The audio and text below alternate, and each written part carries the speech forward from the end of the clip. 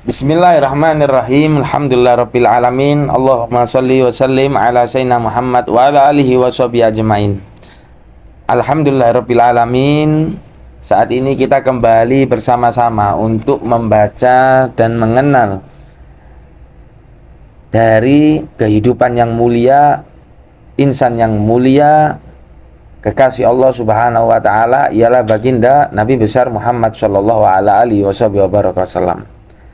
Yang mana kita saat ini memasuki di bab yang ke-10 di kitab Khulasatul Nurul Yakin. Qala Syekhuna wa Syekhul Mu'allif rahimahullah ta'ala wa nafa'ana bihim bi ulumihim wa barakatihim fid dharain amin. Nas'atuhu sallallahu alaihi wasallam, kehidupan baginda Nabi besar Muhammad sallallahu alaihi wasallam. Istashara sallallahu alaihi wasallam baina qaumihi bi jamil khisalil mahmudah. Rasulullah sallallahu alaihi wasallam dikenal oleh kaumnya, yaitu penduduk Mekah, dengan berbagai macam kemuliaan yang ada pada diri mulia Nabi Muhammad SAW. Pada saat ini yang dikisahkan yaitu Nabi Muhammad SAW belum diangkat menjadi Nabi akhir zaman, penutup daripada Nabi dan Rasulnya Allah Subhanahu Wa Taala, dengan dikenal sebagai kasidqi, kejujuran Nabi Muhammad SAW. Rasulullah nggak pernah sama sekali berbohong.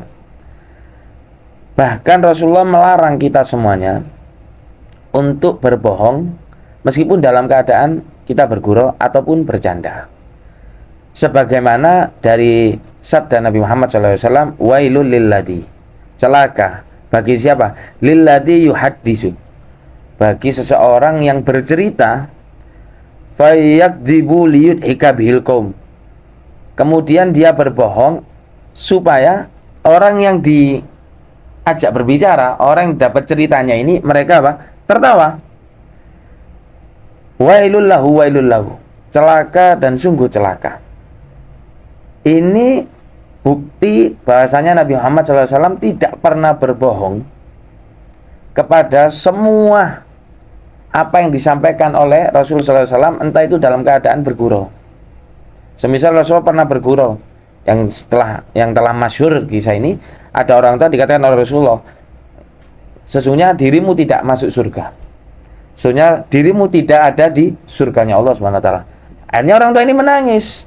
Kenapa kau menangis? Kata Rasulullah, iya Rasulullah, sedangkan engkau kekasih Allah menyampaikan seperti itu, bahasanya aku tidak ada di surga, bagaimana tidak rugi hidupku? Maka Rasulullah mengatakan, ketahuilah, sesungguhnya ketika semua di antara manusia ini penduduk surga telah masuk di surganya Allah SWT, semuanya tidak ada yang tua, akan kembali masa mudanya. Dan ini membuktikan bahwasanya Rasulullah meskipun gurau tidak mungkin dibarengi dengan ucapan-ucapan yang bohong.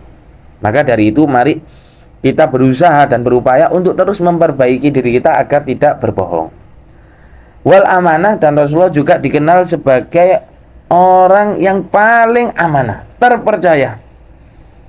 Wal hilmi, beliau mempunyai sifat santun yang luar biasa. Wal haya, beliau pemalu.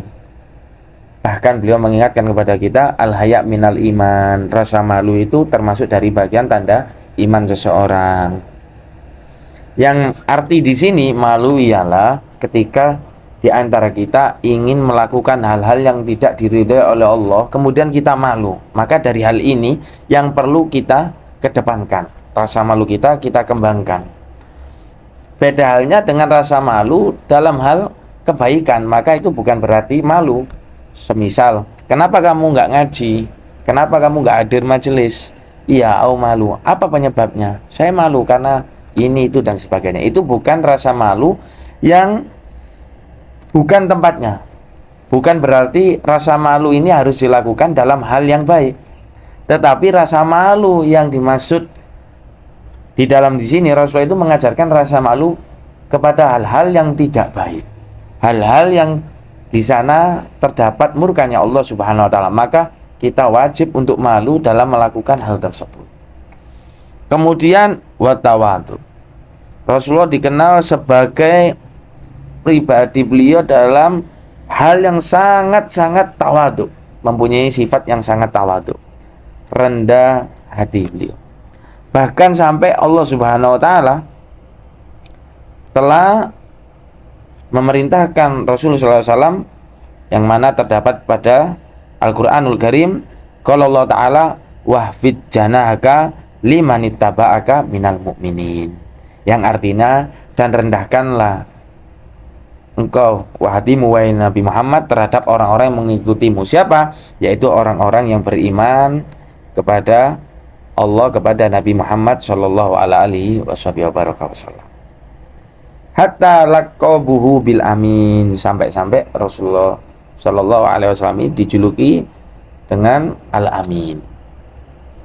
Rasulullah di dalam sifat tawadhu, beliau juga mengingatkan kepada kita semuanya, yang mana dalam hadis yang sangat-sangat masyhur, barang siapa yang tawadhu maka Allah akan mengangkat dirinya, dan barang siapa yang sombong sebaliknya, barang siapa yang sombong maka Allah akan menjatuhkan dirinya.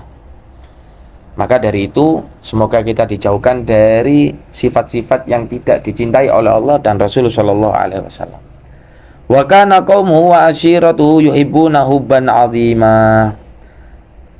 Kaumnya dan keluarganya Nabi semuanya cinta kepada Nabi Muhammad SAW dengan sangat-sangat cinta. Wa yahtarimunahu ihtiraman zaidah. Bahkan beliau sangat dihormati dari semua kalangan, di antara semua kalangan beliau sangat dihormati. Wa qad hafidallahu mundu sughrihi min amalil jahiliyah. Dan Nabi Muhammad ini terjaga dari sejak kecil, beliau sudah sejak kecil dijaga oleh Allah Subhanahu wa taala min a'malil jahiliyah, dari perbuatan jahiliyah. Seperti apa? Falam yashrab khamran, beliau tidak pernah meminum khamar, karena termasuk adatnya jahiliyah yaitu meminum khamar. Walam yasjud lisonamin, dan beliau tidak pernah sujud terhadap berhala, patung-patung.